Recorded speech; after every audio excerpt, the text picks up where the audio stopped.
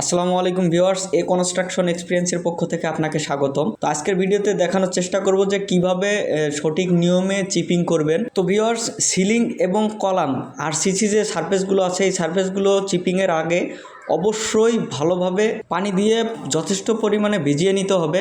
পানি দিয়ে যদি ভালোভাবে ভেজানো না হয় সেক্ষেত্রে চিপিং ভালো হবে না। পানি দিয়ে ভেজানোটা খুব গুরুত্বপূর্ণ একটা বিষয়।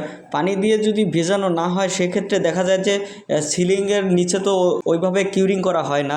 সেক্ষেত্রে দেখা যায় যে সিলিংয়ের সারফেসটা এবং আরসিসির যে সারফেসগুলো থাকে এই সারফেসগুলো শুকনো থাকে। শুকনো থাকার ফলে যখন এটাকে বাসুলা দিয়ে চিপিং করা হয় তখন কিন্তু চিপিংটা ভালোভাবে হয় না। চিপিংয়ের যে গভীরতা ভালোভাবে হয় না। চিপিংয়ের গভীরতা ভালোভাবে না হলে, চিপিং ভালোভাবে না হলে তখন প্লাস্টার ভালোভাবে ধরবে না। প্লাস্টারের যে বন্ডিং থাকে আরসিসি সারফেসের মধ্যে, যে প্লাস্টারের যে বন্ডিংটা, এই বন্ডিংটা ভালোভাবে হয় না। দেখা যায় যে প্লাস্টার করার পরে কিছুদিন পরেই প্লাস্টার ধসে পড়ে যায়, প্লাস্টারের স্থায়িত্ব বৃদ্ধি পায় না। তো এই বিষয়গুলো খুব ভালোভাবে খেয়াল করা উচিত। তো এখন আপনাদের যদি দেখাই যে চিপিং আসলে কিভাবে করা হয় বাসুলা দিয়ে, তো এখন আপনারা দেখতেছেন যে চিপিং করা হচ্ছে এখানে বাসুলা দিয়ে। ওই চিপিং করার যে যন্ত্রটা এটাকে বাসুলা বলা হয়, এটাকে হাতুড়ি অথবা বাসুলা যে কোনো একটা বলে, মিস্ত্রিদের ভাষায় এটা বাসুলা বলা হয়। তো এই বাসুলার মাথাটা একদম তীক্ষ্ণ ধারালো থাকে। যদি বাসুলার মাথাটা তীক্ষ্ণ এবং ধারালো না হয় সেক্ষেত্রে কিন্তু চিপিং এর যে গভীরতা, চিপিং এর যে ডিপ, এই ডিপগুলো ভালোভাবে হয় না। আরেকটা বিষয় হচ্ছে চিপিং ঘন ঘন করে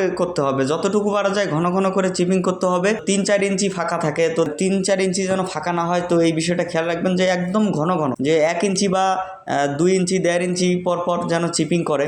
দেখুন এখানে আগে চিপিং করা হয়েছিল, পরে আমি দেখার পরে বললাম যে আরও ভালোভাবে চিপিং করতে হবে। তো উনি আবার ভালোভাবে এর উপরে আবার চিপিং করতেছে।